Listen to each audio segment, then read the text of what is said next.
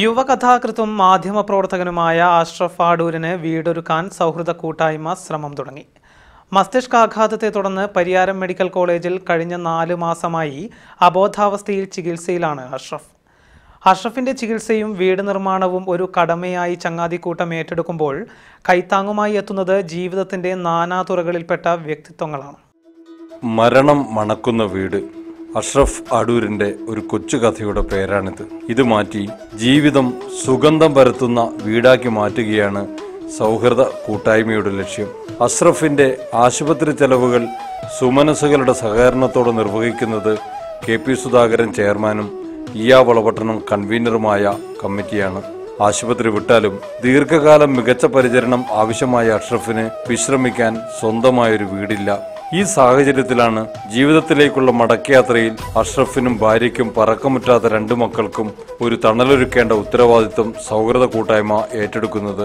തെരഞ്ഞെടുത്ത കഥകളെന്ന അഷ്റഫിന്റെ പുസ്തകം വിറ്റ് കിട്ടുന്ന പണം ഉപയോഗിച്ച് വീടിന്റെ പ്രാരംഭ പ്രവർത്തനം തുടങ്ങുകയാണെന്ന് വളപട്ടണം പറയുന്നു. ചികിത്സയ്ക്ക് ശേഷം അവന് കിടക്കാൻ ഒരു വീട് വേണം. അവൻ്റെ നാട്ടിൽ അവൻ കളിച്ചു വളർന്ന അവൻ്റെ നാട്ടിൽ വീടെടുക്കാൻ അഷ്റഫിൻ്റെ ചികിത്സാ സഹായ കമ്മിറ്റിയും നാട്ടുകാരും കൂടി ഒന്നിച്ച് ഒരു വീട് നിർമ്മിക്കാനുള്ള തീരുമാനത്തിന് പ്രകാരമാണ് ഒരു സ്നേഹ വീട് നമ്മൾ നിർമ്മിക്കുകയാണ്.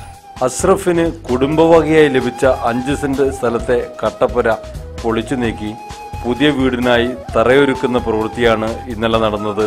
ഇതിനായി മുന്നോട്ട് വന്നത് അഷ്റഫിന്റെ നാട്ടിലെ സുഹൃത്തുക്കളാണ്. ഈ ഉദ്യമത്തിന് തങ്ങളാലാവുന്നതെല്ലാം ചെയ്യുമെന്ന് അയൽവാസിയും സുഹൃത്തുമായ അനീഷ് പറയുന്നു.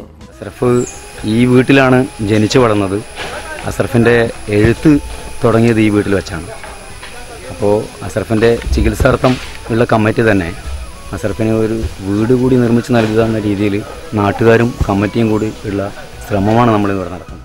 ജീവിതഗന്ധിയായ നിരവധി കഥകൾ എഴുതിയ യുവകഥാകൃത്തിന് ഒരു കഥവീട് ഒരുക്കുന്ന വിവരമറിഞ്ഞ് നിരവധി പേർ സഹായഹസ്തവുമായി രംഗത്തെത്തിയിട്ടുണ്ട്. അവരുടെ വാഗ്ദാനങ്ങളും ഒരു നാടിന്റെ പിന്തുണയും കൊണ്ട് അഷ്റഫിന്റെ കഥവീട് എന്ന ലക്ഷ്യം സാക്ഷാത്കരിക്കാൻ ഒരുങ്ങുകയാണ് സൗഹൃദ കൂട്ടായ്മ.